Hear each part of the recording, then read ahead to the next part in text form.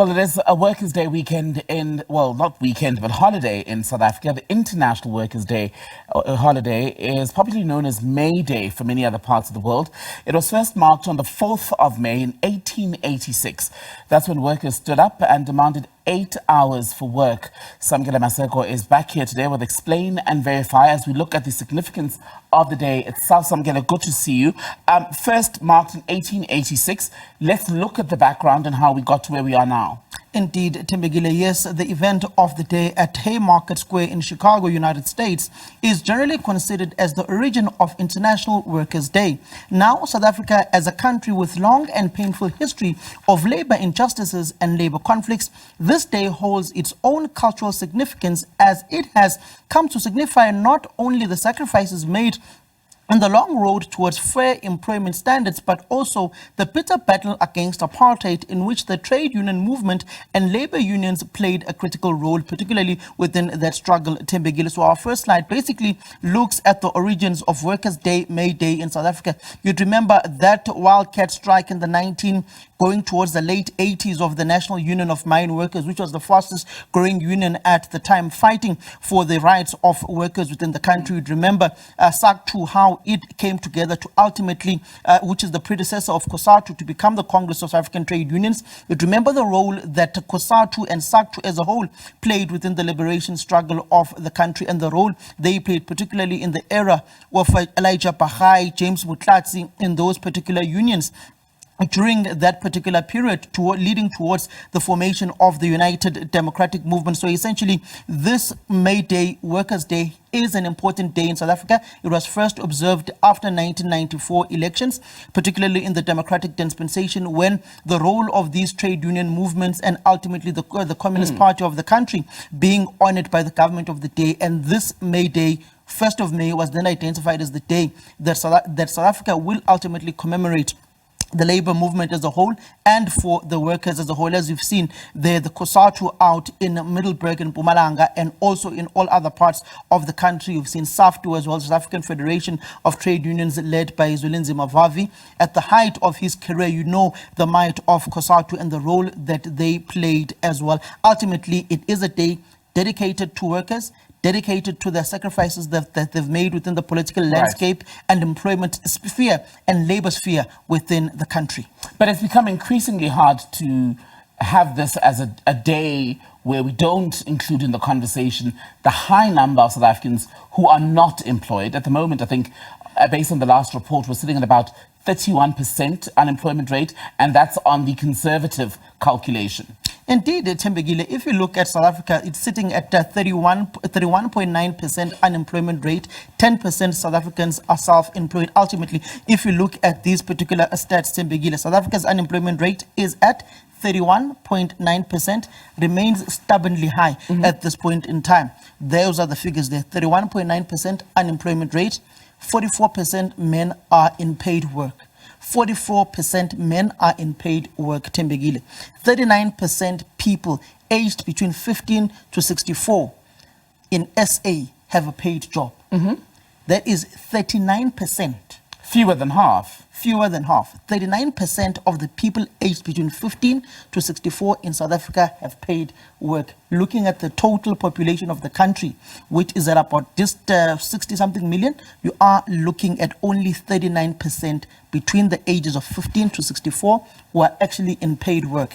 33% women are in paid work. This becomes very interesting, particularly noting the women's struggles. I know some of the unions, particularly the National Union of Mine Workers, they've got a wing of women, a women's league, particularly within that union. And you know the history of how women used to previously not be employed within the mining sector, previously were never employed. Historically, when you look at the history of the workplace across the world, and looking at these particular stats, only 33% of them are in paid work. The number gets even shorter, Temegile, when you look at women in executive and directorship positions, particularly within the private sector and state-owned enterprises in the driving seat of these SOEs within the country. Then, Temegile, 10% South Africans are self-employed. So ultimately, it reflects a long-standing scenario where the struggle for work, good work, high, well-paying jobs is still gendered. There is still a very clear racial discrepancy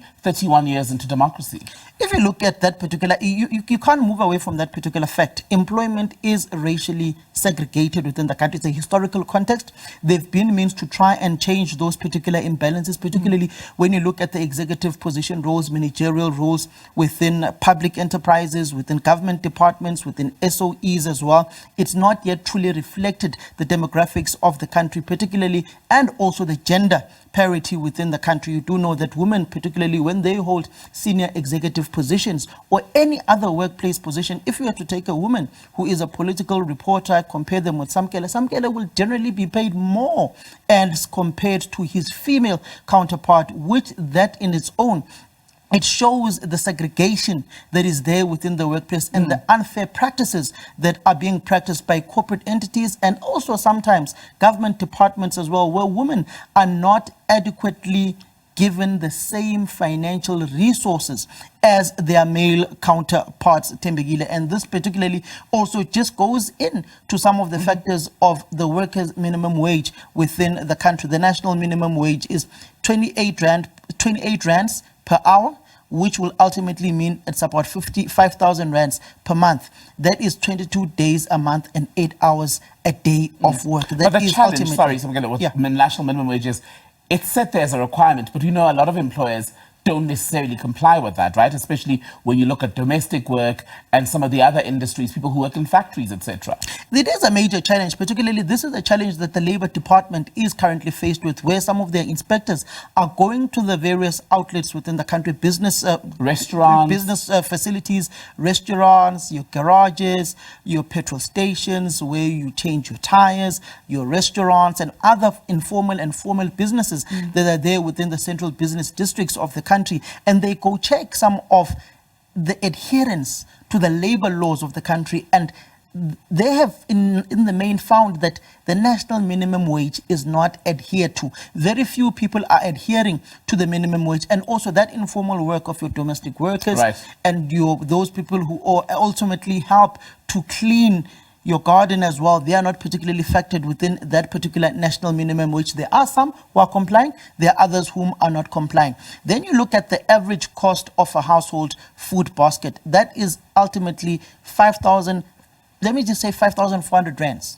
More than the national minimum wage. More than the national minimum wage. And that basically, Tembegile, brings in the issue of the BIG as well, the basic income grant, which is not yet legislated within the country. It is out for public comments. It is an issue that COSATU, SAFTU, and other unions are ultimately trying to fight for within the country, but that has not come to fruition as yet. And you do know that the South African Communist Party, which largely works in the main with the trade union movement and also the economic freedom fighters, they have been pushing for that adoption of the basic income grant, and also the ANC as well. They've been pushing for that particular issue, knowing very well that the SRD grant, in the words of the president of the country, is a stepping stone in implementing that basic income grant that is so dearly needed by South Africans. But interestingly, out of this basic minimum wage and the travel costs of South Africans to get to their formal workplace, lower income earners spend on average plus minus 1,200 rands per month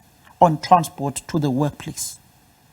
So if you are getting a national minimum wage of 5,000 rands, out of that 5,000, 1,200 rands per month on average is deducted from your salary.